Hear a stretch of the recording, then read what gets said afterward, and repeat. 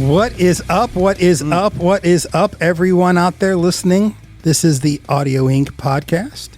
And today we're here with a very special guest, Eric Johnson. How are you, sir? I'm good. How are you doing, man? Good, man. And then we have the voice, the man behind the curtain, Oz, the Oz of this podcast. If that's what you Producer Joe. Oh, my God. There we go. That's it. You're the Oz. Show your face. Yes, the Oz. But we eventually we knew what the Oz looked like. Right. Well, I guess I'll pull the curtain out eventually. You didn't come up with a really cool name for me. Well, you're usually the one that comes up with that Pookie, name. play that bass, Jones. They play that bass, Jones. All right. That doesn't suck. It's too long for a bumper sticker, though. Put that shit on that bumper sticker. Yeah. People be pissed off. Yeah. Motherfucker, who did this? We're following you to try to see what it says on the bumper sticker. Sorry, I ran into the back of you. I was trying to read your bumper sticker. Yeah, the fine print at the bottom. Objects may appear closer. Yeah. Oh, shit, man. What a week. What a week. What a week. What's going on with you today, Joe? Man, same shit, different day. You say that every week. That's my blanket answer for that question all the time. Same shit, different day. Same shit. Eric, It you believe sucked. this I couldn't live like that. It's like Groundhog. Something different's got to happen, I bro. know. Make Just something call me different Bill happen. Murray, man. Yeah. Go to a different Quit Trip or something. Maybe Come on, man. Come on, man. Shit. Well, we were talking about basses before this all started. Do you think the audience would like to hear about that stuff? I think we just go for it, dude. Yeah. Fuck it. This is a show for musicians, not just by musicians. I've bought a lot of your gear Yeah. in music stores. Nice. Like I know all about him, man. It's kind of weird because like I'll go into a Guitar Center or something. I think I bought your 412 cabinet one time, an Aguilar cab of some sort. You might I have. know it was like an Aguilar pedal. I know I've bought your Aguilar pedals. Yeah, I sold those. Yeah, I had to sell those. And then you know what's so funny about that? I tell myself I'm not going to sell shit Yeah. because I sell it. Yeah. And then a year later, Yeah. I go buy it again. I was wondering why you sold that stuff. Actually, I sold all that shit and it was like, oh, fuck, man. I missed that pedal. I missed those pedals. I sold my whole pedal board of all my pedals because I got, for a short time period, I was endorsed with EBS for a little bit. Yeah. And so I bought all EBS pedals and I just replaced everything. Yeah. But then it was when we were on the road and Yeah. the money wasn't coming in like we thought it was. Yeah. And I was a little tight and I was like, fuck it, I'm just going to sell Yeah. this shit. And then I sold it. And then I think a lot of people that watch this show, they are musicians. Yeah. It's not that they just dig music. It's like these guys that watch this show are musicians. Yeah. So they can relate to the. As a matter of fact, if you go to Guitar Center and you not now, maybe, because I'll tell you what, Guitar Center, they're like hiring their kids. Right. They don't know anything about music. But in the old days when they did, I would go in there and I this is a true story. You had some kind of an Aguilar Octaver or a drive, whatever it Yep. was, and they said, "Oh yeah, that's the cat from Cabos." I go, "Oh no shit," and he knew more stuff about you than I did. Oh, that's funny. He was telling me about your cabinets that you were using. Oh yeah, you traded this thing in. Blah, blah. Yeah. I mean, then there was a day when Guitar Center actually did know things, Right. You know what I mean? well, And could help you out. there was a time where I was with David Eaton. You remember David Eaton shit? I've blown up many of those heads. That's exactly what happened to me. I was endorsed with David Eaton, had a full rig, and I split my signal. So I do a dirty side and a clean side. So I run 2 heads, 2 amps, or 2 cabs. And I guess while we were on Crewfest 2 with, it was us, Rev Theory, Shram on the side stage. Yeah. And of course, Motley Crue and all those guys were on the main stage. And I probably went through 7 or 8 of those in a 5-month time period. One literally caught fire. It's because you were trying to use a Chevy to run a race. Yes. It's not what you do. Right. There's that head is notorious for sounding stupid good, but for rock dudes, you'll blow them up. Right. They're great in a church for R&B bands. Oh my God! I still have both of them. Yeah, the one that caught fire, I still have. Yeah. So basically, I had 2 rigs out with me and 1 rig in the shop. So I own 3 bass heads of theirs, and so one was constantly at a shop, and I had 2. Yeah. That would play, and then one would go out. Yeah. Typically, right when they'd send me another one, and I'd replace it. It sucked. Yeah. Because I loved. Yeah. I mean, their tone is the shit. The closest thing I got to their tone is Aguilar. And the funny thing is how I found out about Aguilar was Matt Nevesky from Blue October. He's a buddy of ours. And we were talking one night after a gig we played with him. I think we were in Illinois. Yeah. Yeah, we were in Illinois. And this is actually before I got my deal with Spectre. I got endorsed with Lakeland. Yeah. You ever played Lakeland bass? I love it. Yeah, I got 2 of them. So do I. Yeah. I still have. They were fantastic, man. And I loved them. And I met his daughter. And I didn't meet him. I met his daughter, got the deal with them and everything else. And I was talking to Matt about, because he was like, I really dig your tone, man. Yeah. He said, how are those Edens working out for you? And I was like, dude. Yeah. I'm going through them like crazy. And he's like, dude, I had the same problem, and that's why I had to switch. I switched to Aguilar. Did you like my tone? I was like, yeah, your tone's fucking sweet. Yeah. And he was like, here's a number. Give this guy a call. Gave me Dave Avenius's number. Wow. And so right to the top. Yeah. So I called Dave, and we talked and chatted, and he was like, we'd love to have you aboard. Yeah. And right before he sold to Korg, right? Yeah. So I was with them, and they sold. When did they sell? They sold Korg 2 years ago. Not too long ago, or a year ago.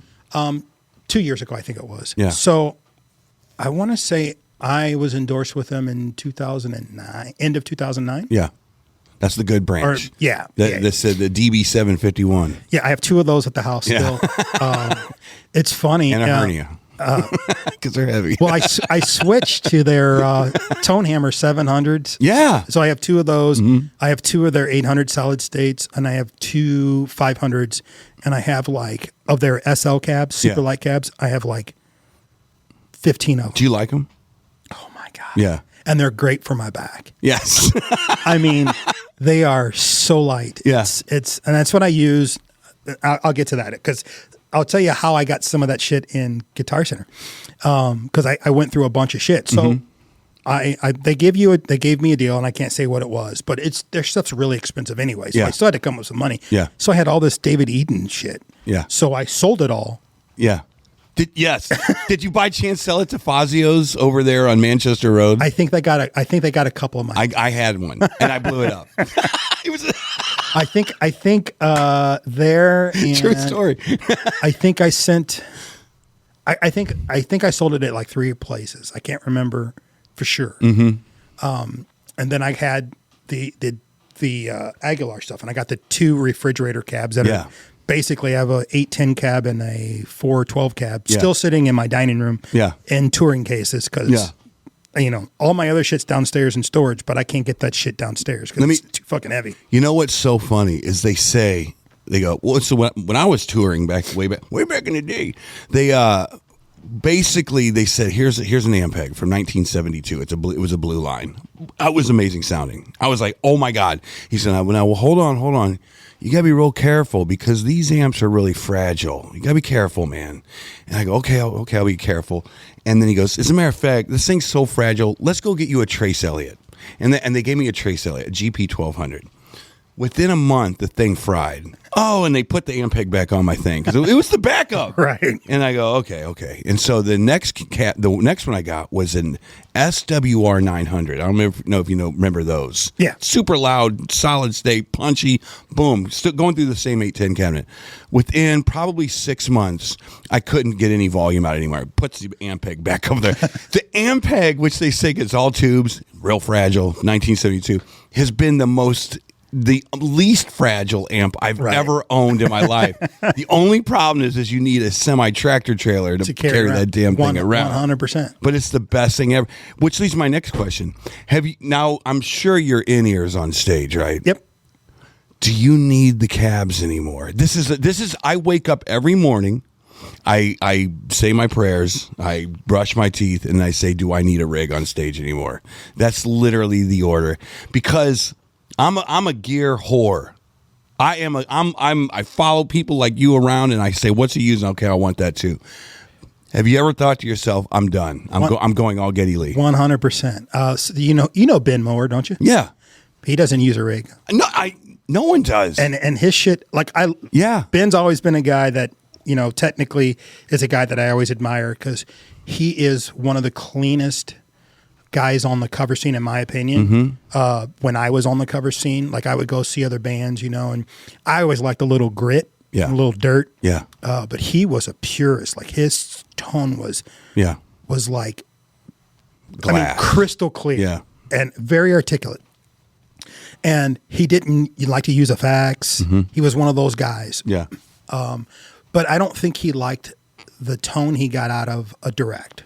Right. But nowadays they have all those amp Yeah. simulations. Yeah. Have you ever thought about it? 100%. I've been thinking about it a lot. I tell you what, last night, when our little gig that we played, I had this amazing tone going on in my ears. It was great. And I usually have my back speakers on to get a little bit of that wind movement. Sure. And I turned around last night, it was off. The amp wasn't on. And I was thinking to myself, is that seal the deal for me? Do I just say screw it and I put on a washer and dryer like Geddy Lee used to do and say this is a joke? Is that something and is it because of people like us? We knew how cool it was back in the 90s that these Gen Z guys are never going to understand. Right. Well, the funny thing is I'm friends with the guys from The Discrepancies. They're a band here in St. Louis, and Addison was in a band with me at one point. And they used what I have. So I have a pedal board that has it's a computer basically that has all the amp sims. And he says, dude, we don't take amps when we tour. We take that, and both guitar player and drummer, guitar player and bass player plug in, because you could split your signal. So that's what they tour with. I can't figure that out. They take their guitars, their in-ears, and this. Yeah. And he's like, that's how everybody's touring now. I don't take amps out, which it's smart, and it makes 100% sense. I know a lot of the festival backlines now have no amps. It's all plugging into either an Axe FX or the Quad Cortex, if you know what that crap is. That's what I have. I have a Quad Cortex. Quad Cortex, yeah. And so they say you can go up there, program whatever it is you want, or they give you like a standard thing. They hand you a pack, an in-ear pack, and then they say you bring your own earbuds, and that's it. That's all you get now. Because the stages move that fast now. Yeah, that's sweet. Yeah. I'd be in 100%. Yeah.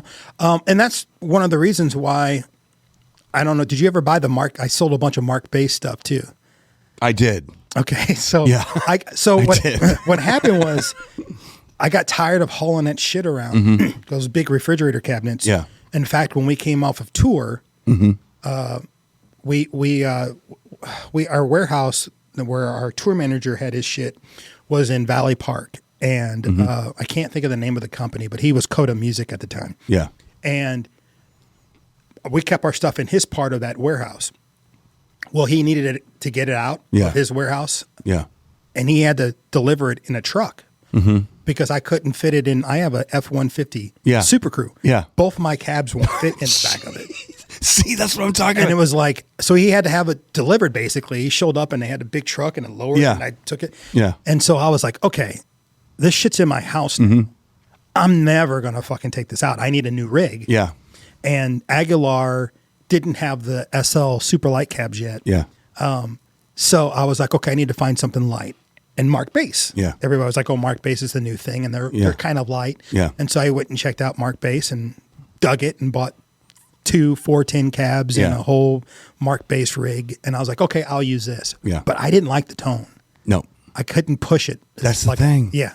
We back in the day, you had ceramic drivers and everything, and you had tubes in your heads, and it sounded amazing. Right. And then someone like some old dude, probably from the Rolling Stones, because he couldn't lift his crap no more, said, I need light. Yeah. But the trade-off is tone. Right. 100%. It was 100%. And like Mark Bass is a good amp, but not for what I like.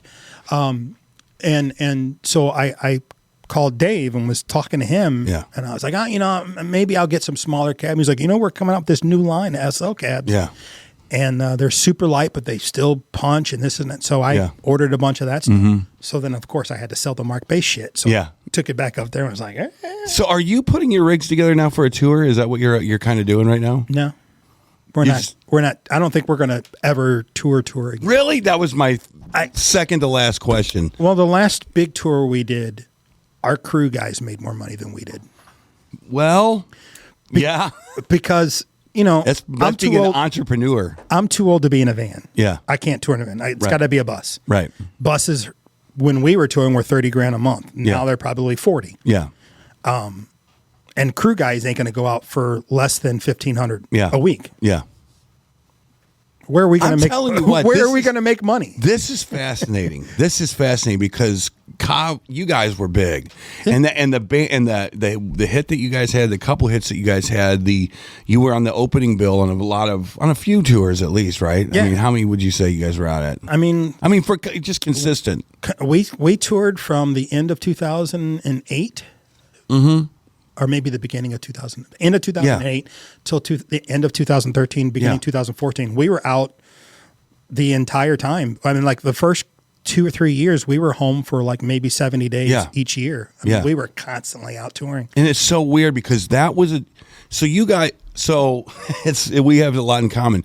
I knew that when I booked that. When I kind of got into it, so I was coming from hair band stuff, 1989 to 91, somewhere in there. And I joined a band, started touring, and I was still in that hair band mode. Still in all of a sudden, here comes grunge. Boom.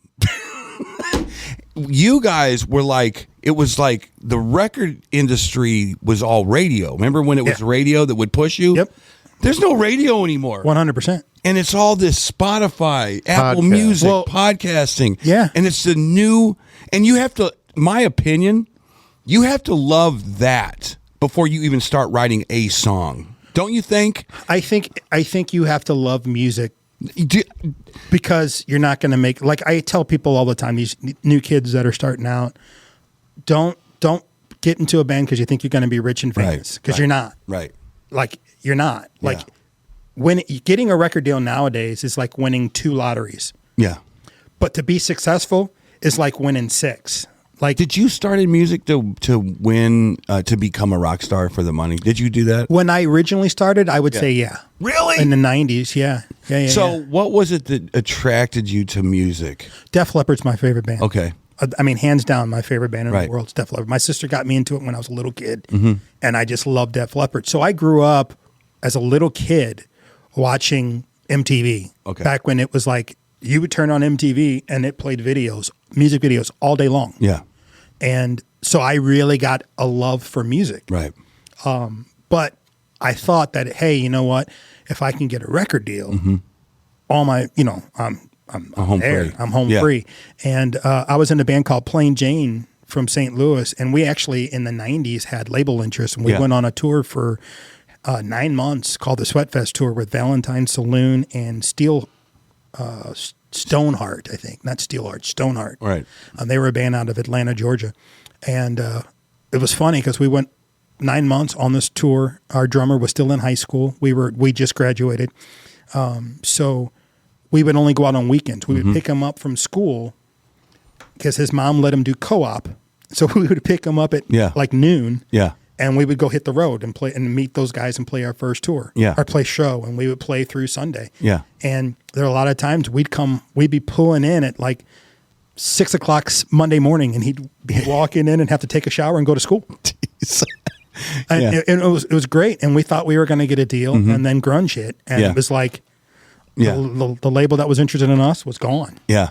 It's how it happened to there's 100%. a lot of people. There's a lot of bands in St. Louis that happened to. Yeah. King of the Hill. Yeah. Was definitely one of them. Maybe even Pale Divine. I don't know if you remember Pale Divine. Pale Divine. Yeah, 100%. It was like they were kind of grunge. I thought if anybody's going to make it, it's going to be Pale Divine. But it's great watching Forters play in Guns N' Roses now. It is, but you know what? That becomes a different discussion altogether. It goes from being a songwriter to being a hired gun. Yeah. Which is better?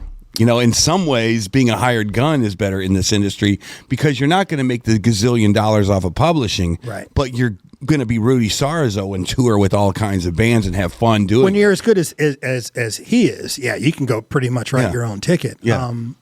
It's a weird thing. It's like you can't, and I've always been like, you can't go to college for this because the variables of success are so wide. Oh, 100%. Like, yeah, it's like if you want to get into it, hell, you could be in any you could literally go be in a national right now. I mean, have you ever think about that for a second? It's like if you want to just give up on the songwriting portion of being in the band, the baby that you formed, you could literally go to LA or Nashville right now and be a session guy / touring support guy, or you could be the biggest cover band in your city.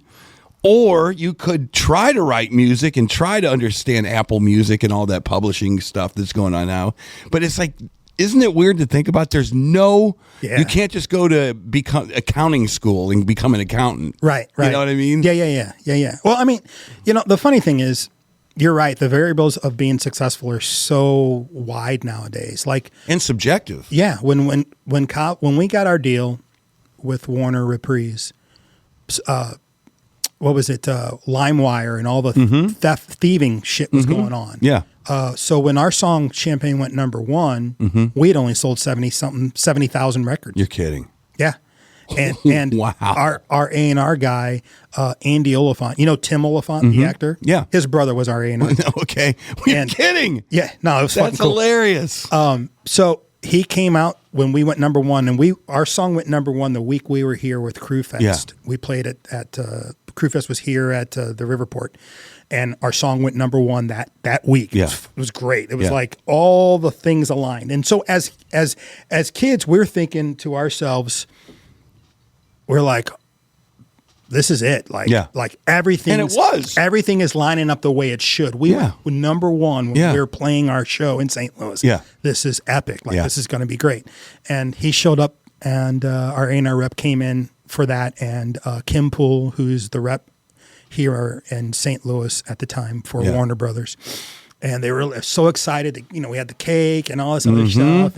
And like me, I'm thinking, oh shit, dude, like this is great. We're going to get a platinum record. Yeah. Thanks, this and that. Yeah. Fuck no, dude. Yeah. They gave us cake and they were like, this is great. Congratulations. And Andy was like, well, you want to hear the good news or the bad news? And I'm like, oh, well, let's hear the bad news. Because we're like, what the fucking bad news? What the fuck's going on?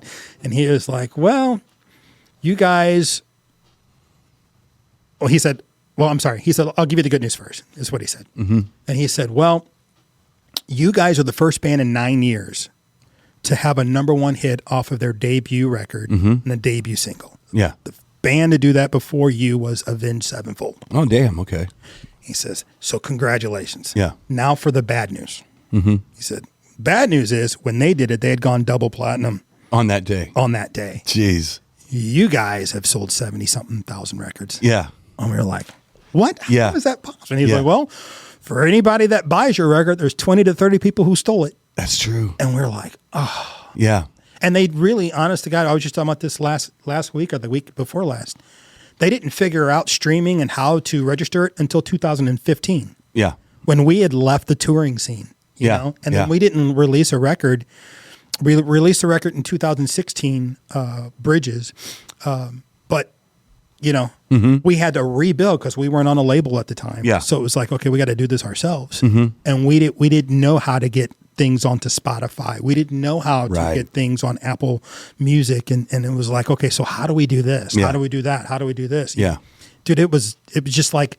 And it's frustrating. It takes the love out of it for you, doesn't it? It was like Lemony Snicket's series of unfortunate events for Cavo. It was just like. Yeah. But the one thing, I developed a love for music early on. So like when I first thought I was going to get a deal back in the early 90s when I was a little kid, I was like, oh, I'm going to get a deal. Yeah. That's going to be it. Yeah. But I genuinely started to love, because I played guitar first and then I started playing bass. Yeah. And so I really started to really love playing bass guitar and really got into it and then developed this love of music to the point of all my old members of all the bands always quit and I kept going. Yeah. Like I have not been in a band since 1990. Yeah. Wow. Because I was like, I love music. Yeah. I mean, I've had relationships because Yeah. I choose music. Yeah. You know, I mean, it's just, I love music. Music is my thing. And I tell that to people all the time, you know, these kids who think that, you know, they're going to get a deal and they're going to be rich. And I go, do it because you love it. I think kids these days, they don't do it because they, when I backed up, I wasn't totally into music. I was more into football. I was like, I want to just be a football. And then all of a sudden, I was on my way on a bus as a small child, probably 12 years old. And all of a sudden, Casey, in their infinite wisdom, puts on Eddie Van Halen playing Eruption. And I was like, what in the F is this? And I was like, and then I started exploring or listening to it like every minute I could.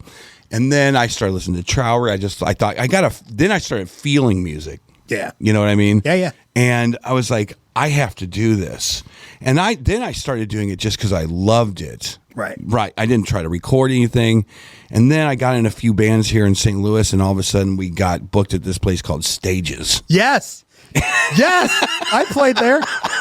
And and it was like, what in the heck did I get in? And I just got out of high school, and I go, what is this? It was like a small arena. Yeah. You'd be there on a Wednesday night when it'd be Nichols night, and me and Kelly from Trixie Delight and Hennig and Bob Taylor, we would walk up there, and all of a sudden you would play Black Cat, and it was like you might as well have been the Who.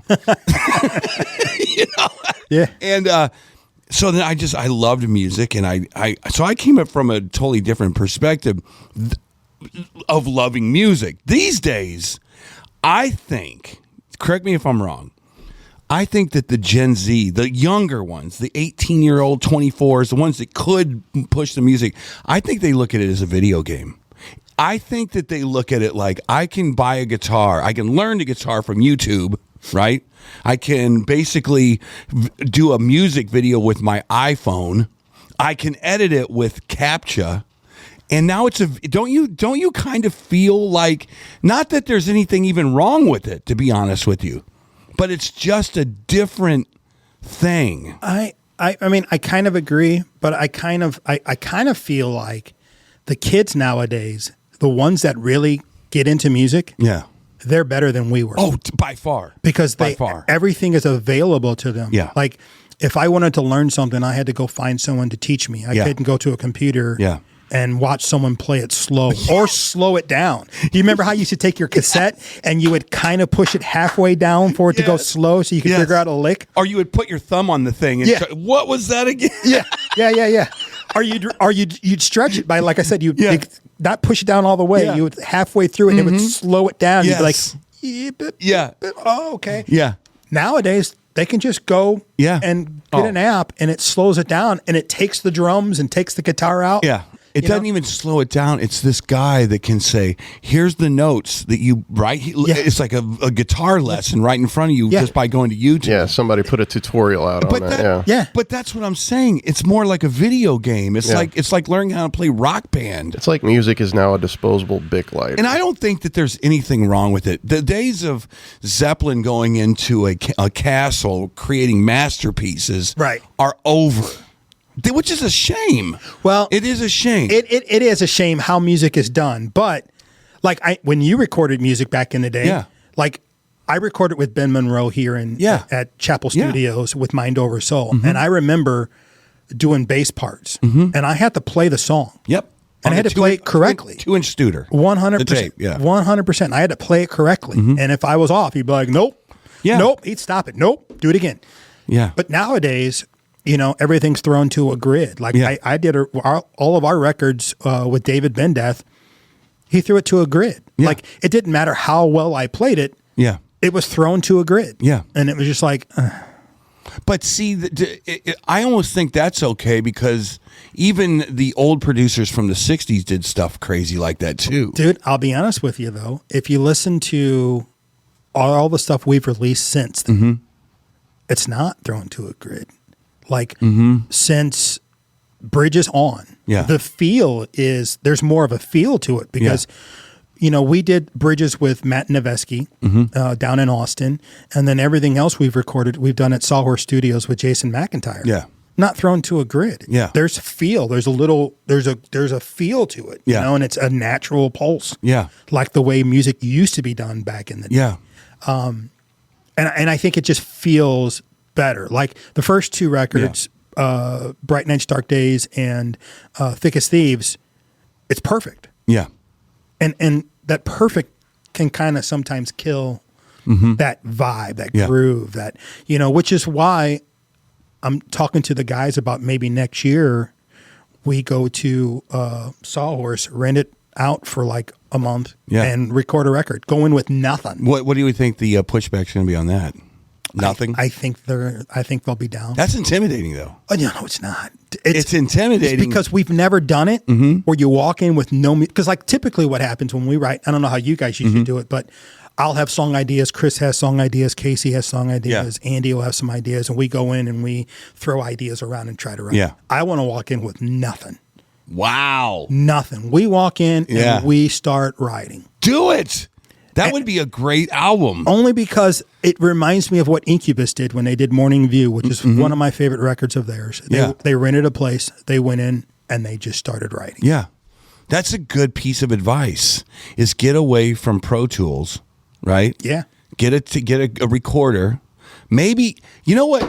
I think you're onto something, because I always thought, now it's a shame that Eddie's dead, but I always thought, how cool would it have been before Eddie died to go back into that studio that they did Van Halen 1 in, use all of Eddie's old gear, the old Marshalls, none of the new stuff, right? None of the old MXR flangers that he used to use. And then his brother would go in there with the old Ludwigs or whatever he played. Michael Anthony would come back. I think that people are hungry. 100%. I know that EDM is big, and I know that this 7-string death music is big, and I get it, I understand, but I think people are hungry for real human to human communication of music again. I do. I might be wrong. Maybe kids' brains have morphed and they don't want to hear because to be honest with you, it is the younger generation's opportunity to say, this is what we're going to give you. Right. As far as music goes. Well, but the funny thing is for these younger kids, music's disposable. Yes. Yeah, just like you said. Exactly. But for the 30 on up to 70, they still consume music. They do. And they listen to music more faithfully. Yeah. And they come to your shows more faithfully than these younger kids. Yeah. So there is an audience out there dying for what they know. Yeah. And it was one of the reasons why Cabo, we're not touring, but we're still a band. We've been releasing records since. Like we've released 2 records and 2 EPs, and we're on our 3rd and 4th EP, and we're planning on doing 5 and 6 next year. Yeah. And then a full record if I can get the guys to agree to it. Yeah. Because we genuinely love to be a band and to write. Now, playing shows is difficult because our drummer's in Nashville and he's out with bands and he's recording and he's a DJ. He's on the radio. I mean, Andy Heron is a busy dude. He goes out with the Gin Blossoms and he'll go out with that great American Canyon band. And then, he's on the radio and then he does session work. And it's like, Jesus Christ. Bro. Like, hey, can you come in this month? What's available? Oh, this month's going to be tough. Yeah. It's like, fuck. Yeah. But he's busy. You guys were part of that St. Louis clique of Mesh STL. Yeah. And Stir. Yeah. And then you guys, that was really that era. I wasn't a part of it. I joined in 2006, the end. So Casey and Scotty were really good friends, and Casey and Andy were really good friends. Yeah. In fact, Andy from Stir, when we were in California taking pictures for the record, he came to hang out. And that I got him his first band. Oh, did you? Right. It was a band called China White, and it was it was the singer of me, the old singer of Contagious. God, what was his name? I can't remember his name. But he was this little kid. He looked like Randy Rhoads. Oh, that's awesome. And I said, you want to be in a band? I don't know. Well, that's the first time I met Andy. Yeah. So it was kind of cool because I'd known the band. Yeah. I mean, they were huge in the 90s. And that was the first time I actually got to meet him and stuff. But what are you thinking about it? That genre of music, that it lends itself. It does lend itself to having like a lot of bands like Meshes Tell You guys and Stir and all those guys, the point bands. Green Wheel. Yeah. What is it that lends itself to bands that they just don't blow up enough to become big like a Foo Fighters? It's well, I mean, but you got Story of the Year. Story of the Year. Yeah, but dude, Story of the Year is killing it, dude. They're right now playing venues larger than the Pageant. And they just came off tour again. The resurgence of emo music, whatever that thing, came back for a while. Yeah. And they capitalized on it. They released 2 records, and their records are fucking amazing. Their latest record, if you haven't heard it, please listen to it. Is that because of the producers they sign themselves with, or is it the full team of graphic design? What do you think it is? Dude, those guys are just really talented, and hands down, them and The Urge are the best shows of original music in St. Louis. Yeah. They and I'm a huge, like, Sinner Shadane's one of my favorite bands from St. Louis. Yeah. I used to go see the Thugs back in the day. You remember those guys with Cubby and Leon and them. If I were to pick favorite shows, bands, like when they do a show, it's The Urge and Story of the Year. Yeah. I mean, their show is so unbelievably great, and the talent in that band is so unbelievable. I mean, they are one of the best bands out of St. Louis, hands down. Don't you think that? Again, I kind of watched St. Louis from afar. I didn't live here, but I'm from here, and I go, Steve. I remember the Urge broke up. Oh, that sucks, man. Because I was bummed. I know the whole Mississippi Nights thing. Because I used to come into Mississippi Nights, get a beer, and watch The Urge, and have my beer fall all over the bar because people were bumping against me all night long. But I go, oh, that kind of sucks. But don't you think that Steve came back because of just so many people were hungry for it again? And he's like, well, damn, if you guys still want it, here, I'm back. Don't you think that was... I mean, I don't know. We had him on the podcast. I guess we should have asked that question. I have no idea why. Why a band breaks up in the first place. I mean, honestly, years later. Honestly, I want to say that it's because he had a genuine love for it. Yeah. Because, I mean, all those guys in that band are great. Yeah. And they're great dudes. Like, they're amazing cats. Just like the Story of the Year guys. Yes, sir. He never really stopped, though. Like, he always did, like, his, solo acoustic stuff, and then he paired up, I think, with one of the other musicians. I forget who. But then they did a duo, and, like, he's never stopped, even after they broke up and everything. Well, I would love to for talk a time, to him. though, he was out in California. Oh, okay. So he was doing songwriting stuff out there. But... I mean, I think he is a musician's musician. Like you're right. He did the duo thing. He came back and he kept playing, and he's a hustler. Yeah. But I mean, those guys in The Urge, Story of the Year and The Urge, hands down, in my opinion, are just two of the most amazing bands. And to watch them live, they still do the shit they did when they were kids. Yeah. And you just go, Jesus Christ, man. Yeah. Like, I mean, you can look at it's such. I'm so happy you brought that up. Do you feel like you did when you were 22 playing it? Fuck no. You don't? No, dude. I'm old and I'm slower. I used to just run around even when I was in Gargoyle Rain. Like I came from a funk band, a hip hop band, not hip hop, but an R&B band. We danced on stage, and then I got to Gargoyle Rain, and I constantly moved, which is why I had never lost my gig. I was like entertaining to watch. Yeah. And then I got into Cabo, and when we started, I was running and jumping and doing shit. And then slowly but surely, because we played so much, that I started to hurt, started to hurt my leg and knee. And now, like, I'm in the Santana Tribute Band, and I move a little bit. Yeah. But I think to myself, just this big, fat, slow-moving toad on the side of the stage, and I need to be fucking running around, Yeah. And it's like I go, okay, I'm gonna go do this, and then I go do it, and then I flub, and I go, Jesus Christ, I used to be able to fucking roll, like I would roll with my shit, and I can't do that shit. How old's Steve from The Urge? I think he's got to be in his 50s. He's in his 50s. Yeah, and we're about the same age, and so he's maybe a few years older than us. Yeah. So I've got video footage of him. I recorded them on the day after Thanksgiving, their show that they normally do. And I've got footage of him rolling on stage, like jumping out in the crowd surfing, all the way to the back. I don't know how he does it, man. Yeah. It's not so much Steve that is impressive to me. It's the fact that the other 50 to 60-year-olds in the crowd are doing the same stuff that they did at the Earth shows back in the 90s and the 80s. Yeah.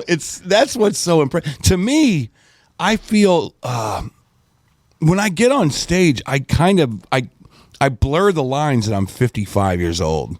And I still feel like I don't know why, but I still feel like that kid that would go on stage at Mississippi Nights or at the old stages or Granny's Rock. I don't know how I don't separate the two. Like, oh man, my freaking back is killing me. I just get up there and I just feel the same for some reason. That's awesome. And I keep waiting for that day to go, oh, there it is. I don't know when it hit me, but that's the sign. I don't know when it hit me, but it did. I used to just shit. I used to just bounce. Yeah. And now I walk. Wheelchair. Yeah. I'm just like, shit. Yeah. And then what about Seven Dust? Those guys. Oh my man. God. I mean, what are they, 90? I mean, they're not young kids anymore. Right. Still badass. And you know what? It's funny you talked about that because me and Chris from Cabo, my guitar player, we talked about that. The last show we played, we banged, we got into it and, we do our thing. Yeah. And then the next day we were like, fuck. Yeah. It's like I got whiplash. What the fuck happened? Did we get in a car accident? What the hell? And then you realize, oh, I'm not show ready. Yeah. Like it takes, like when we toured, if we really thought about it, we were out for so long that your body gets used to constant movement. It's like a callus. Yeah. It's and a then road callus. when you stop and then you go do a show and you do the shit again, your body's like, it's like working out again. Yes, dude. And then like that 2 days later, you're like, I can't move my arms. Yeah. Listen to me, guys. He's telling the truth. If I left PRL, if PRL said, you know what, we've been doing this a long time, we're taking a 6-month break, no one would come back because we couldn't. I'm telling you right now, the road calluses would have worn off. We would try to do the show one more time and we would all faint. Rigor mortis would set in a little bit. But a lot of those bands, like the bands that are doing like the stadium still, like the Police, well, they're, U2.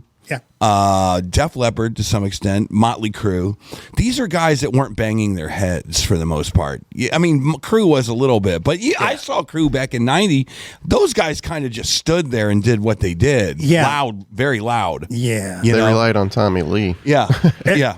I think Tommy Lee is the only one who plays. Right. Yeah, it might be. But John 5, I'm sure he's playing some stuff right now. But I think that those bands, they have, what makes a band, this is the question of the day that I got to ask you. What makes a band today, let's say today, we call today from 2010 till right now, this goes to the comment line too. What band do you know that will be doing stadiums 25 years from now? Like, don't use the Foo Fighters. They don't count. Shinedown. Is Shinedown? Shinedown's our Beatles.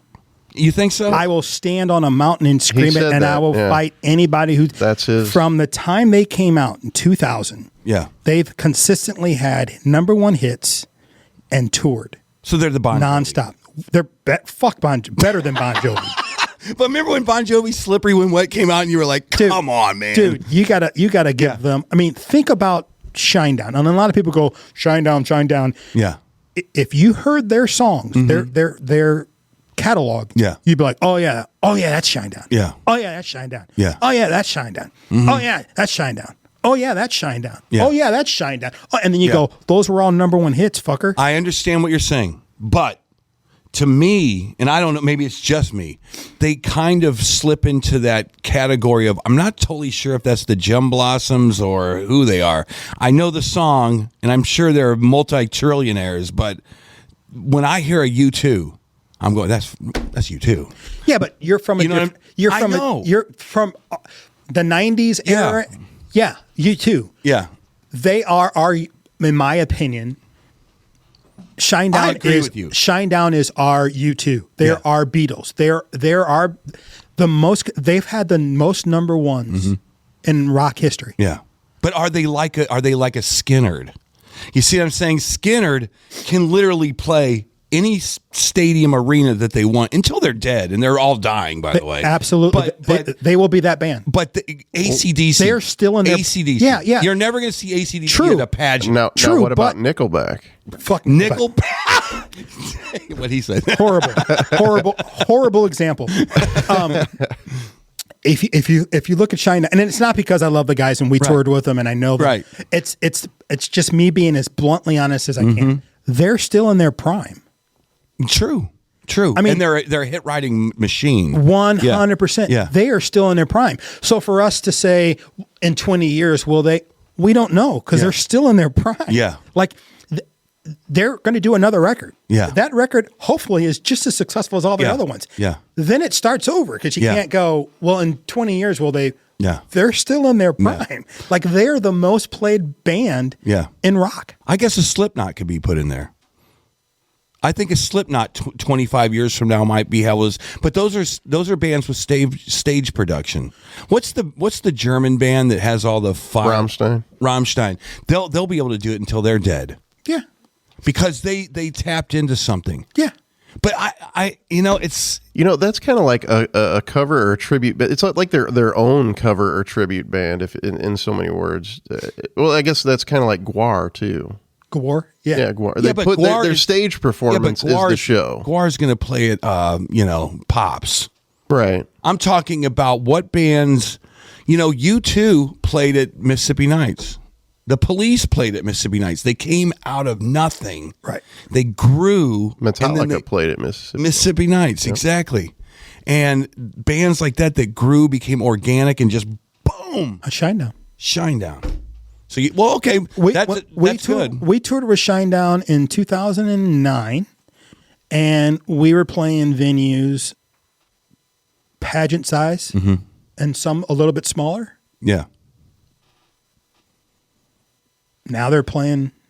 Everybody comes up through those ranks. It's weird. It's strange. And which brings up the science of being a multimillionaire. It's almost like, okay, here it is. You guys had that. You had that hit, and it was a good one, and it was kill. I mean, that was like one of my favorite songs I hear on Casey or whatever it was. I kind of feel like that. Okay, we have this hit, guys. You have to keep that momentum going. Yeah. That hit is still a hit, and all of a sudden you have this other song over here that's a hit, which has that terminal velocity till it gets to a point where the engines finally spool up and they're running at full strength. Yeah. Well, again, and that might be one of the suggestions you give a band. It's like, make sure you have 3 or 4 hits, make one happen, and then keep them going. The funny thing is, we didn't get signed because of Champagne. We got signed because of Let It Go. Wow. So when we got our deal, who shopped that for you guys? Was that Gherkin? Gherkin and Joe. Okay. Yeah. When we were sending our shit out, because Tommy Mattern, Tom and Jeff played Champagne, and people started to request it. Yeah. And we got that done because Scotty knew Tom and Jeff really well. Yeah. And so they played it for us, and then people started requesting it. Yeah. Tommy heard it. Tommy Mattern heard it and started playing it up in Chicago, I think, or something like that. The Loop. And then he told some of his other people about it and sent it to them, and then they started playing it. So we were in like 13 different markets. And did you guys, were they reporting you? Yeah, we started to get reported, but we weren't signed.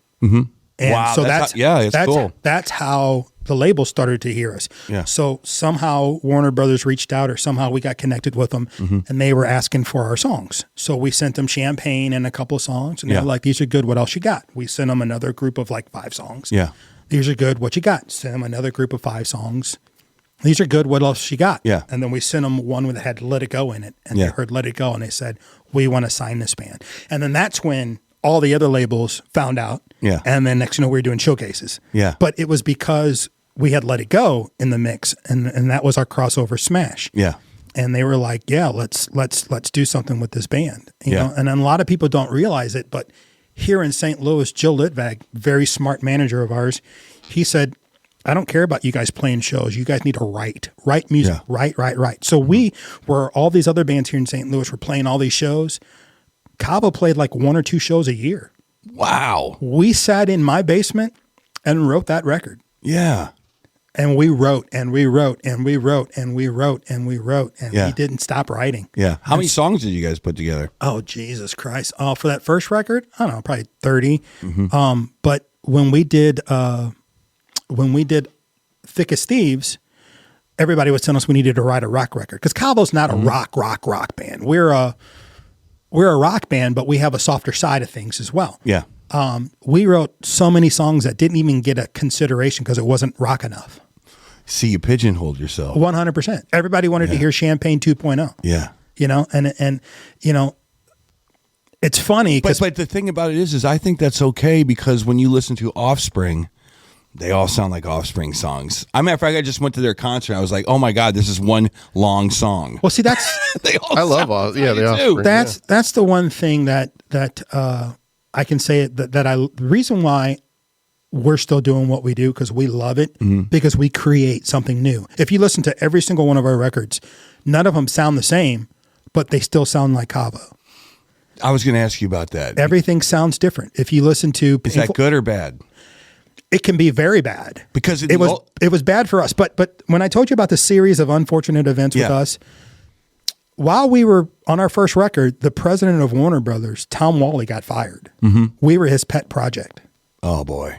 So we were fucked. Yeah. So like it was so much work being done on Cabo, and then when he got fired, the work stopped. Yeah, because that's a labor of love for those guys, and they picked their ponies. And then Rob Cavallo came in, and we listened to our lawyer, who said, "Oh, you guys are screwed now." Yeah, because he's not gonna. You're the past president's pet project. He's not gonna want to do. We didn't even give Rob Cavallo a chance. Yeah, we were being poisoned by our lawyer. Yeah, and we listened to his dumbass. And what we should have done is just sat back. Yeah, and said, "Let's see what happens." Take the guy to the rainbow and see if he will. Right, and then Warner Brothers got bought. Yeah. So their assets were frozen. So we were in hiatus, and technically our contract was null and void because they were supposed to give us money for our next record, but everything was frozen, so they couldn't. Yeah.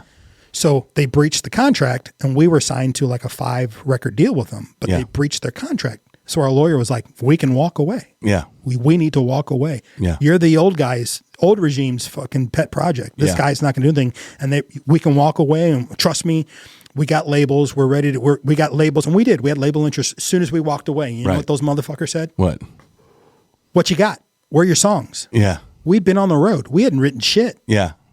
So we back fucked to the basement. We fucked no, dude. We literally fucked ourselves because we didn't have anything. Yeah. It was like all these labels were like, fuck yeah, we're interested in Cabo. Send us your shit. Yeah. And we're like, we're still on the road. Yeah. We don't have anything. Yeah. Jeez, that's and it was like disappear. Yeah. It just all started to disappear because we didn't have shit. Yeah. So then we immediately, had to try to start getting a deal, and we wound up signing a deal with 11-7. Horrible. Yeah. Alan Kovacs is a dickhead. Yeah. We signed a deal with those guys, and probably the worst decision we made in our entire lives. Yeah.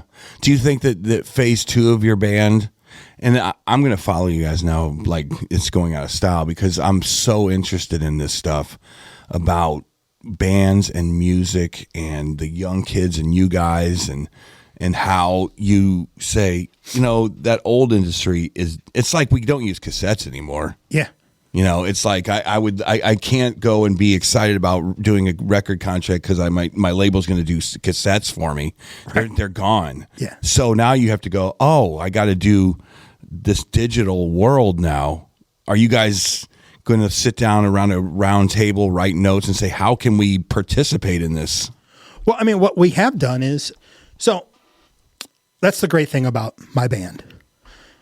Every record we've done is different. If you listen to Painful Art of Letting Go, Bright Nights, Dark Days was the one we got the record deal on. Thick as Thieves, Bridges, Under Bridges, Bridges, Bright Nights, and Thieves, and all of our EPs that we've released. Yeah. Everything's different. Yeah. And we decided on Bridges, because the label 11-7 was like, not rock enough, not rock enough, not rock. I mean, we wrote some really good fucking songs. And they were like, nope, not rock enough. Nope. Not. And so we had to pick the heavier songs. So like a lot of good songs didn't make the record because they just weren't heavy enough. Yeah. So it wasn't like the best songs got picked. The heavier songs got picked. Yeah. Which the record did okay. So someone was pushing you down that heavy road. Yes, our label. Yeah. And it was a heavier time back then. That was like the thing. It was. Yeah. It was. The misconception of Cabo, though, everybody thought, because we say the word cocaine in a band, that we were these rock partiers. It's a breakup song. It's Champagne's a fucking breakup song. That's all it is. Yeah. I mean, wasn't Cavo back in the crazy bitch days? Yeah, but that's not who we. They wanted. I know, but that's what the. That's if you what listen, labels wanted. if you listen to Painful Art of Letting Go, it's more like Matchbox 20. I joined after that. I'm a heavier head. I'm a Seven Dust guy. I was into Seven Dust. Yeah. And I brought a heavier edge to the band. Yeah. But we were still not a rockin'. Yeah. I mean, listen to the first record. Listen to Bright Nights, Dark Days. Yeah. I mean, you have Champagne, but everything else in it is moderately tempoed. Yeah. Not overly heavy, but really deep, thoughtful music. Our second record kind of divulged a little bit of the rock side and got rid of some of that stuff. But when we wrote with Matt Nevesky for Bridges, we said, we're just going to write a shit ton of songs. I think we went into there with 50, 60 songs. Yeah. And then like 30 song ideas. Right. And we narrowed it down with him. And we sent him all the songs. We just demoed them on a computer. Yeah. And sent him the demos of the songs, and he picked the ones that he thought. And then we went down there for pre-pro, and then we worked through the songs and finite that list down to like 11 or 12 songs. Yeah. And we recorded it. And it was the most freeing, like to this day, I think Matt Nevesky kept this band together. Yeah. Because of that experience working with Matt at the Orb Studios in Austin. If anybody can ever record at the Orb Studios in Austin, I would do it. Yeah. Matt Nevesky is an amazing producer. But he helped us create. And as a matter of fact, on our record, Thick as Thieves, there's a song called Southern Smile. Yep. That's really true to what Cabo really is. Okay. And Cato, God rest his soul, he worked with David Bendeth at the House of Loud. He did some of the songs. He produced some of the songs with us. And he said, you guys need to do one song on this record that's just you. Yes. And it was Southern Smile. Yeah. And that's my favorite song on that record. When I play it, it just reminds, like I remember us working on it while we were in the studio with Cato, and Cato passed away. And it just, every time I hear it, it reminds me of him talking to us and was like, fuck all the other bullshit. You've already done all that shit. Yeah. Put something on this. This could be the last song on the record, but it's the one thing of you that's 100% not tainted. Right. And we did it. And when I listen to that record, when I hear that song, I remember being in that room with Cato when we were working on that song. And it's the highlight. It was the light of that time frame for me. Yeah. I always look at like the time period when Butch Vig would have been working with Nirvana and thinking, how am I going to get these guys to sound like anything? Yeah. Because Kirk was not going to be told what to do. It was not going to happen.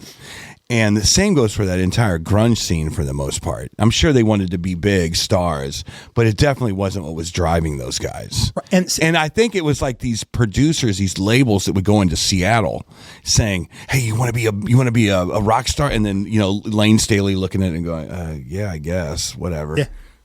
Right. And then they just kind of put mics up, recorded that whole sound. And that's the point that we're missing in music is the artistry of it. Yeah. And so that's what, to a detriment to Cabo, but we decided after Thick as Thieves, we're going to do whatever the fuck we want. Yeah. And we signed with Pavement, and we re-released Bridges. Yeah. And we added a couple of songs, but we just wanted to do it our way. And so now we're signed with a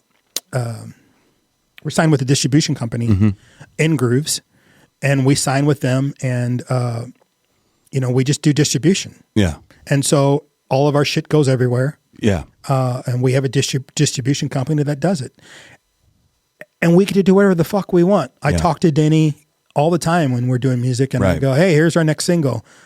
They don't have a say in what we do. Yeah. We record what we want to record because it's an art for us, and so we just do what we want to do. Yeah, but at some point, the label said this Champagne song, which is rocking. I could see this at a Point Fest, right? Yeah.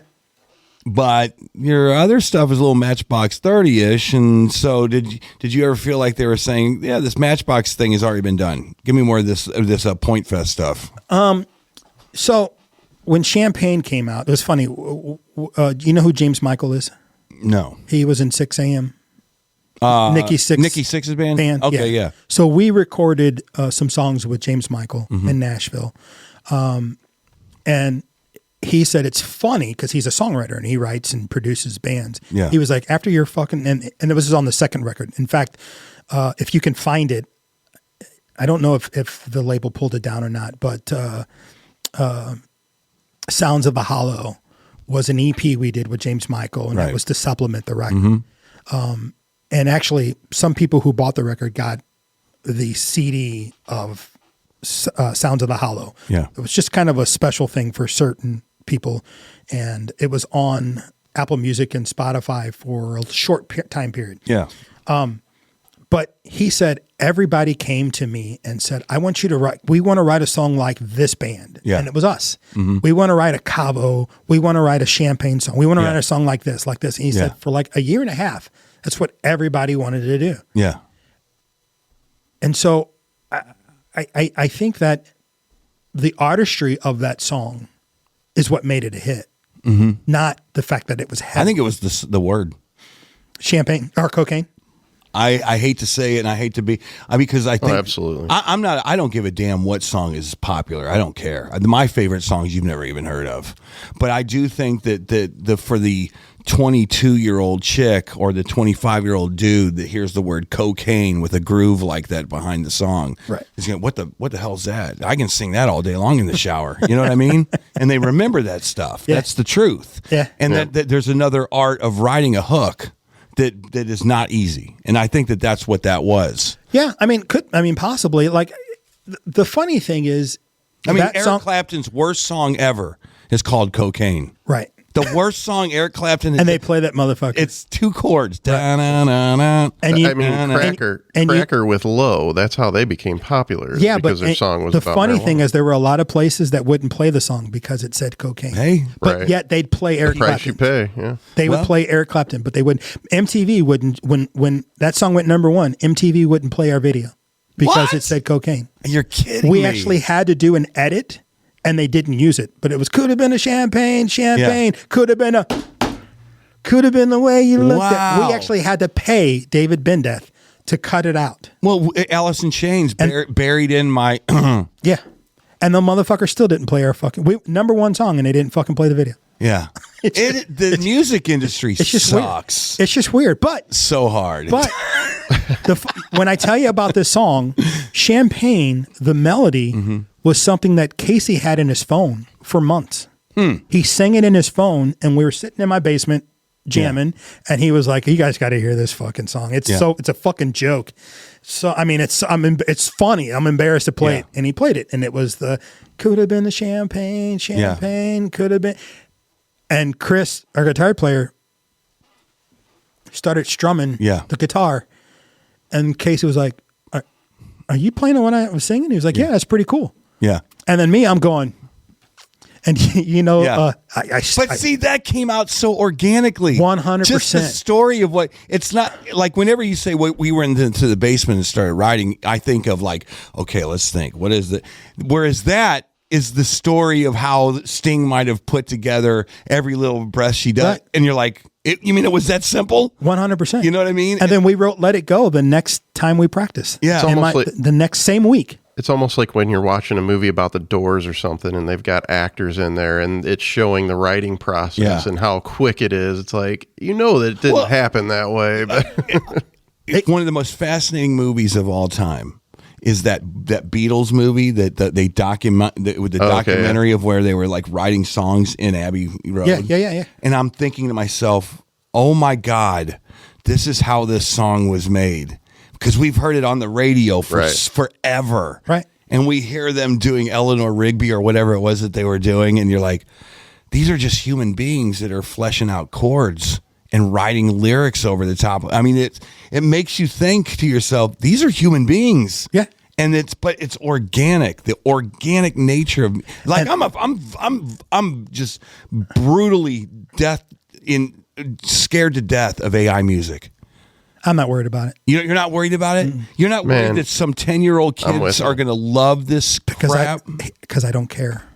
I know, but I then don't give a shit. Then the music industry's gone. See, but you think about it. The music all these industry's years- already gone. All Is these it? years. 100%. I can't tell yet. Every note that's been written so far has been written from the feelings of a human. Yes.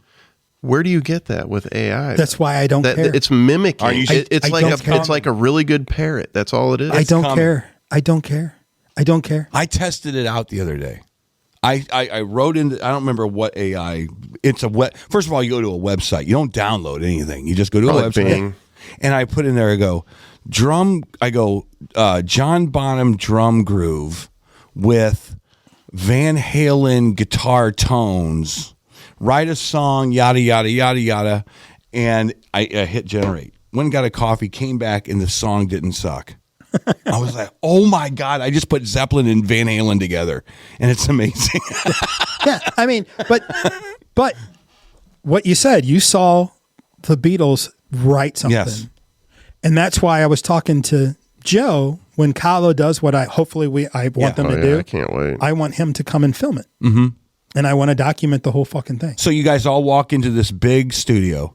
It's all isolated cabinets. You guys just sit down, start writing, Yep. hit record, Yep. and whatever comes out, comes out. You got Joe, I love it. And you got Joe with a handful of cameras planted around. I the love place. it.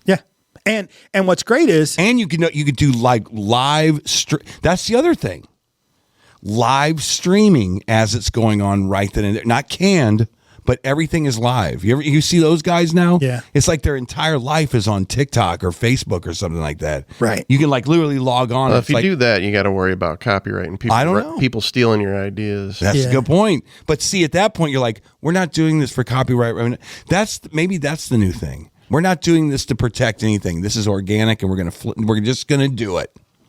yeah, I mean, the funny thing is I think the artistry part of it is why I want to do it. Yeah, Because if people don't like the record, I don't care. yeah, People don't want to watch what we recorded. I have it so Yeah. that I can watch it when I'm 70. Yeah. Like that's, I have so much memorabilia from when I toured in a thing underneath my steps. I have probably 7, I'm going to exaggerate here. I'm going to say 300 posters Yeah. of Cabo. Yeah. From places we played. You know how they'd have like Cabo with Blackstone Cherry Yeah. and this and that. Yeah. After we played, I go, hey, can I have that poster? Yeah. And I take it.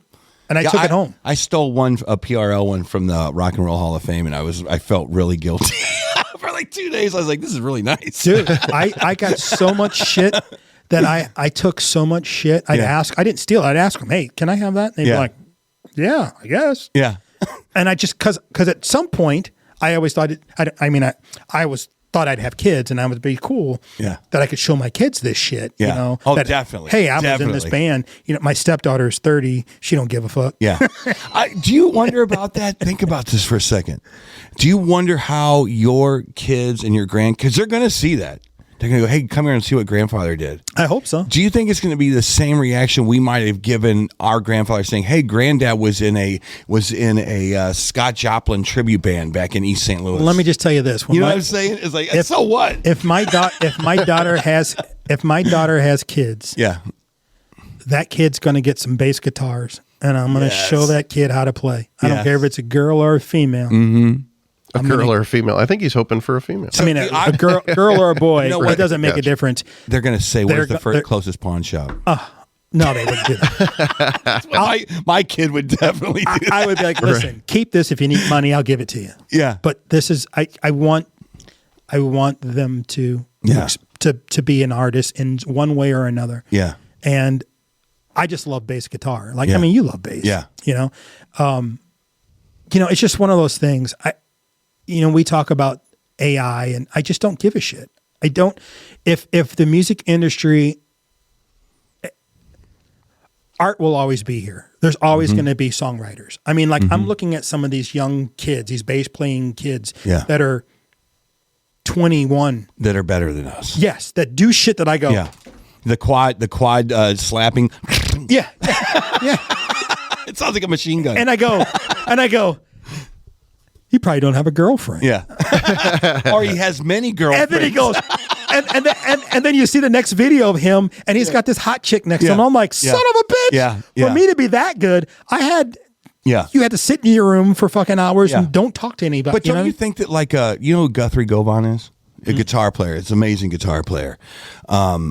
I think these guys are products of the guys that we loved, and the guys that my all time creme de la creme, over the top. If it wasn't for this guy, I wouldn't care about music. Is Eddie Van Halen? Yeah. I'm just sorry. That's just my guy. He did it all. He had great rhythm. He played solos from hell. He invented something. He had charisma on stage. He was the all around real deal. There was definitely something special about that man. Absolutely. But every person, Yngwie Malmsteen included, every guy, and there's guys that make Yngwie look like he doesn't know how to play. Oh yeah, 100%. These guys are products of Eddie, and Eddie was a product of Clapton, and Clapton was a product of Muddy Waters, and Muddy Waters was a product of Chopin or whoever. But the thing about it is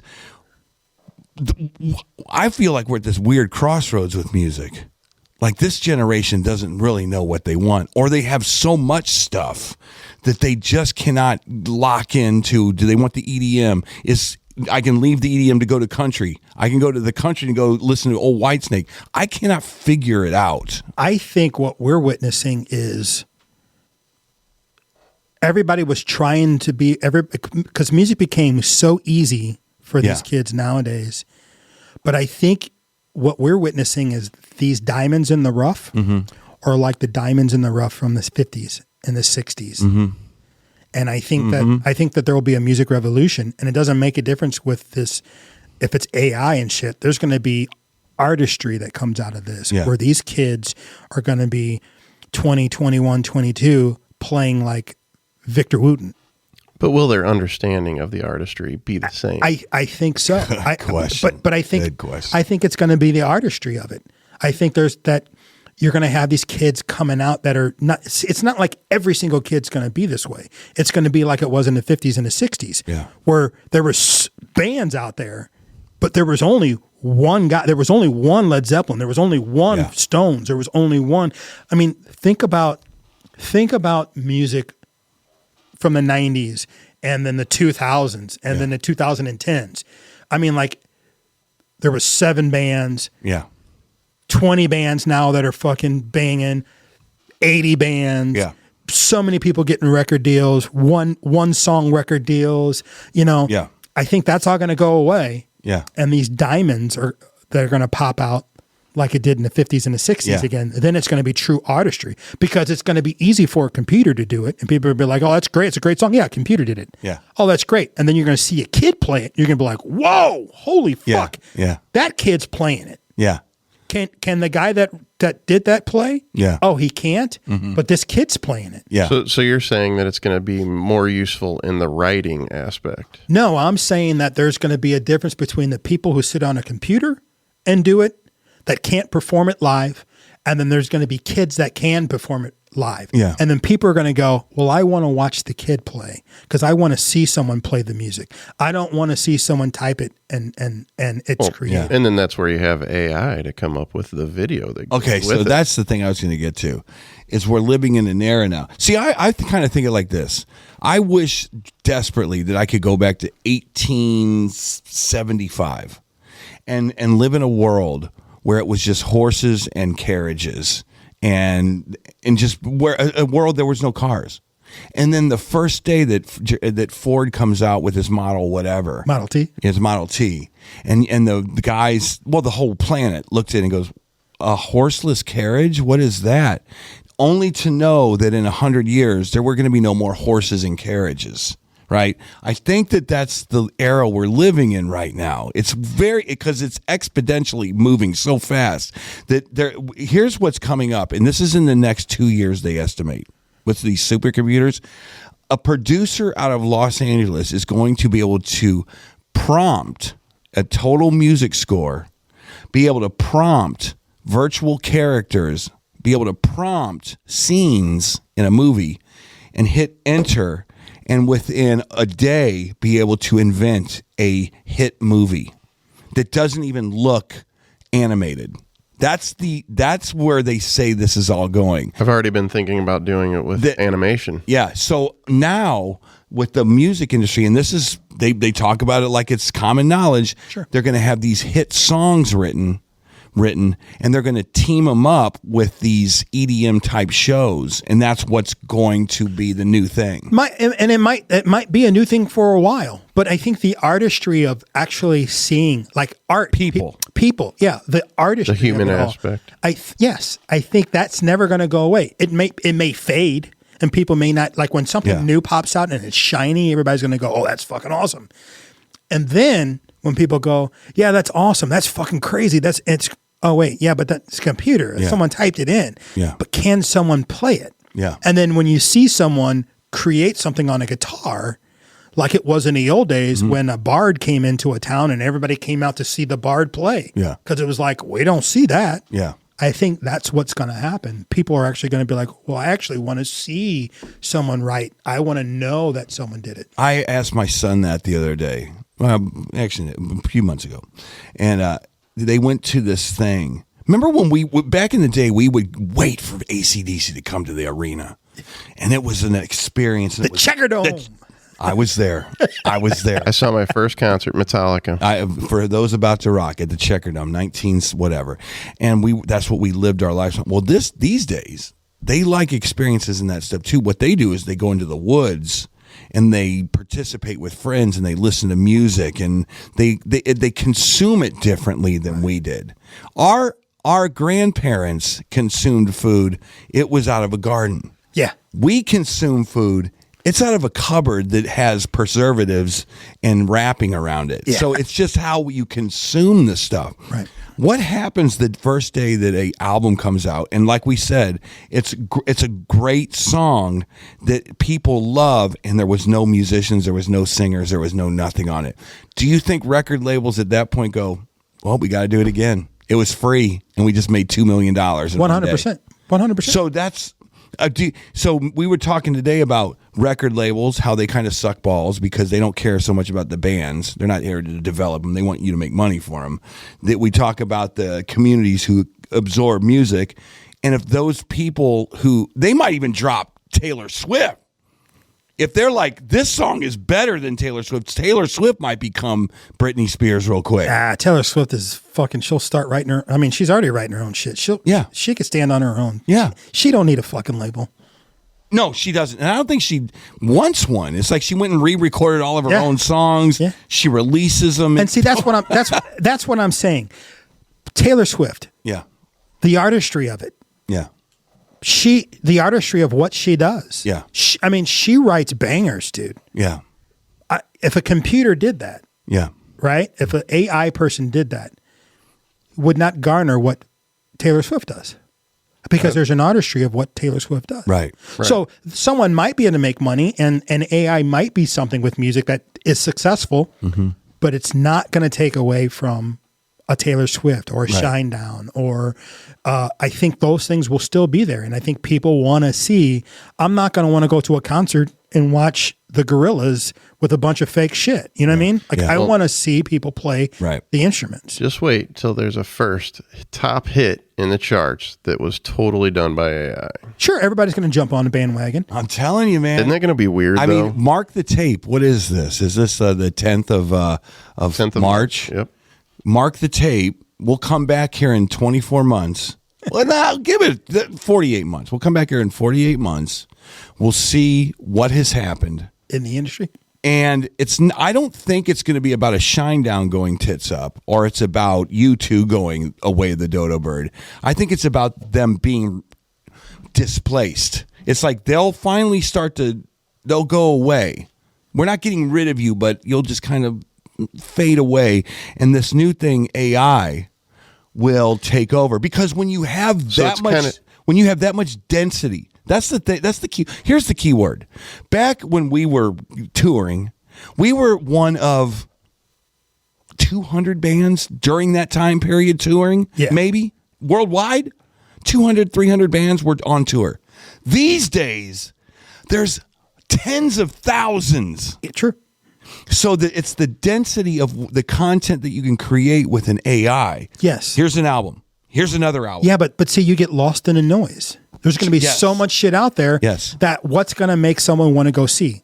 Yeah. So what's going to make you want to go see a show? I want to see people It brings play. me to my next question. I want to see And brings someone. me to play. my next question. So are you saying? Oh, yeah, let me get this out. So you're saying that AI, the whole technology, it's going to be like a genre. It's going to be like how disco was popular, Yes. and then the next thing to come along was rock, and then metal, and So you're saying that it's just going to be another phase of music. So AI has no. AI doesn't. It does what you tell it to do. Like I told you before, I was able to get John Bonham's drum groove with Eddie Van Halen's guitar, ish. And I'm interested to hear what that sounds like. See, you could go Steely Dan harmonies, which are 7s and 9s and 13s on top of each other, or whatever Fagan and those guys do, mixed with a Britney Spears groove. Right? And it's like, it's so bizarre. And so you could just make an entire 12 songs of just that stuff, put it on Spotify or put it on Apple Music.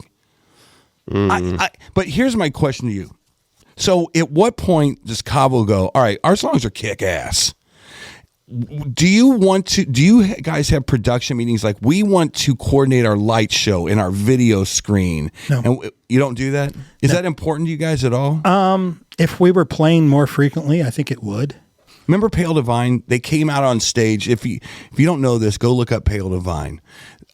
Smoke all the frickin' over the place at Kennedy's. You couldn't even see in front of yourself. Yeah. This guy named Dave Probst, the lighting director, comes out with 1, 2, 3, 4, 8 lights, par cans, aimed in very strategic directions. He could put one light on the singer, and it was the most mythical thing you ever saw. And you remember that? Yeah. He would have lights coming out from behind the drums, and it was just 8 lights. But it drew you to be a part of that. Yeah. Remember that? Yeah. I think if Pale Divine didn't have that, they wouldn't have been successful. Do you think that's true? I mean, it's hard to say. Could be. I don't know. I think that's where bands miss the mark, is they don't put any time into their visual presentation of their stage show. You. Well, if you're paying that money for the ticket or whatever, there should be definitely lights and there's sound. there's definitely something to be said about that. Yeah. But look at the whole grunge movement. It was the exact opposite. But the grunge movement was about just smashing your guitar, jumping in the crowd, and having almost no production. Correct. And it was a thing. But what I'm saying is there's a time and a place for everything where things worked. When Cavo, when we were doing our thing, we were considered a post grunge band, just like anybody who came out in the 2007 till 2005 to whatever. We're post grunge. But a lot of our singers' influences were country and grunge. Yeah. So there wasn't a lot of production.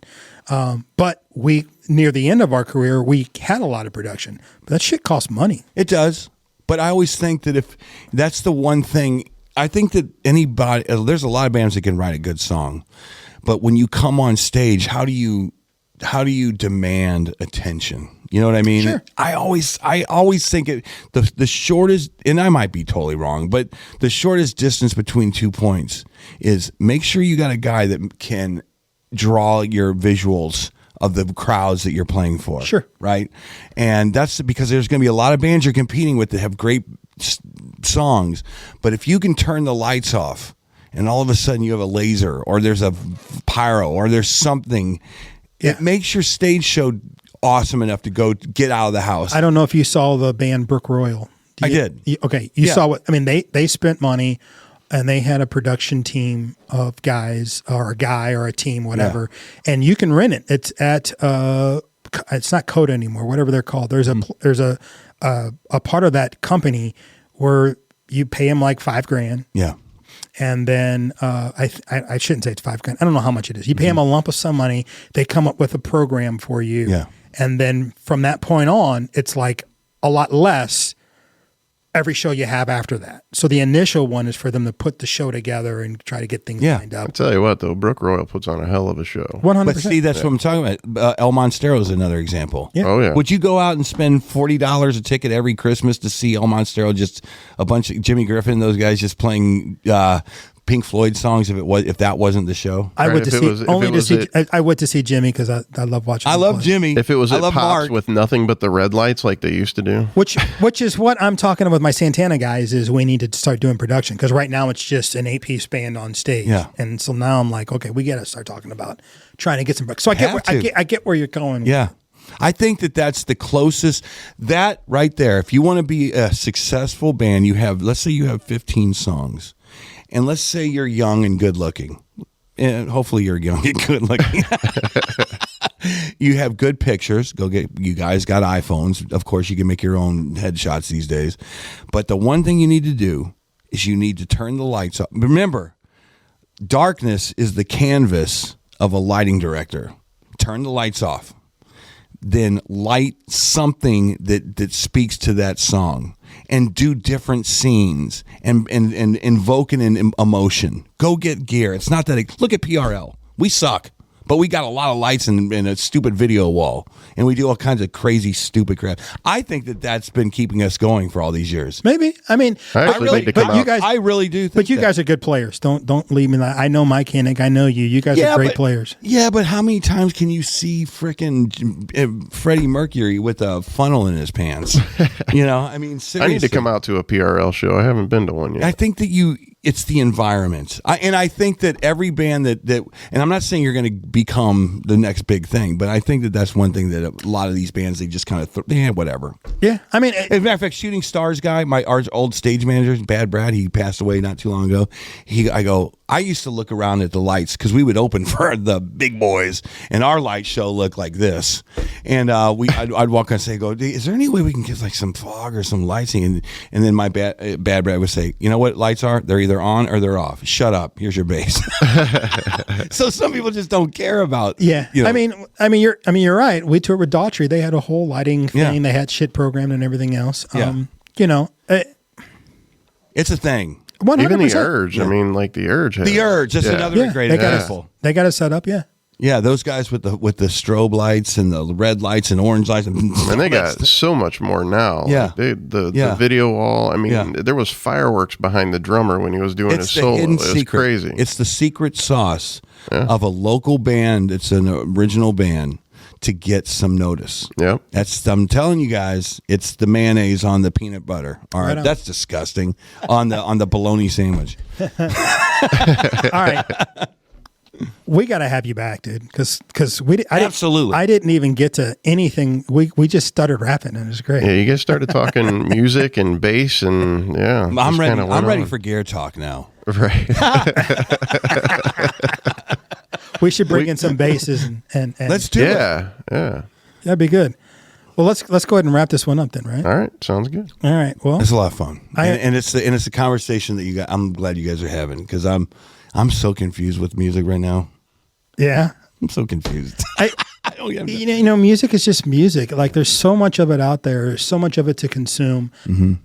I just if it's good, it hits me. Yeah. If it's not, I can't wait to hear your guys' new stuff. Yeah. And you guys are one of those bands that is like in the music scene, people do go, man, what the hell's up with those guys? Where do they go? We're still here. And say, where do they go? It's just, we have a drummer that's in Nashville and, You guys just need to get back out there, and then when I'm sorry, but you guys give me his phone number. I'll call him. Our singer has 5 kids. 1 just went to college, and 2 are in high school, or 4 in high school. Yeah, he's busy constantly running them around. They're almost at the driving age, so things will get a little easier then. But and then Chris has a kid, and she's going to looking at universities because she's going to be graduating soon in a year or 2. So at he's least busy. do 1 show a year, man. Well, that's what we're talking about. 1 to 2. I think we're talking about trying to play a show this summer, maybe, and this fall, but we'll see. Right on. I'm there. Me too. Well, Eric, I appreciate it. Everyone, please check out Platinum Rock Legends. They play around the St. Louis area and they kill it. And it's got a good friend of mine, Mike Hennig, in the band. But we definitely got to have you come back. I'll bring Mike back. Yes, that'd be awesome. I'll bring Mike back. We next just time. scratched the surface of shit. Yeah. And that would be cool to have Mike in. Yeah. Man, what a great, it went a lot longer than I thought it was going. Yeah, it did. Let's get to catering, guys. Yeah. We didn't even talk about catering. Right. Anything you want to say? No, man. I mean, I can't wait till next time because, I mean, if you'd be willing to come back on, man. I will 'cause this anytime is- you want me. What? Right on. Who do you have next You week? better watch it. We might have you be on all the time. Right. All right, I'm Exactly. here. I'll be the guy over there just sucking his thumb in the corner. Right. That's what I do every time. All right, No, on. definitely. Thanks for having me, guys. We appreciate you coming in, man. It was a great pod. Please follow us at all of our socials. This is the Audio Inc. podcast.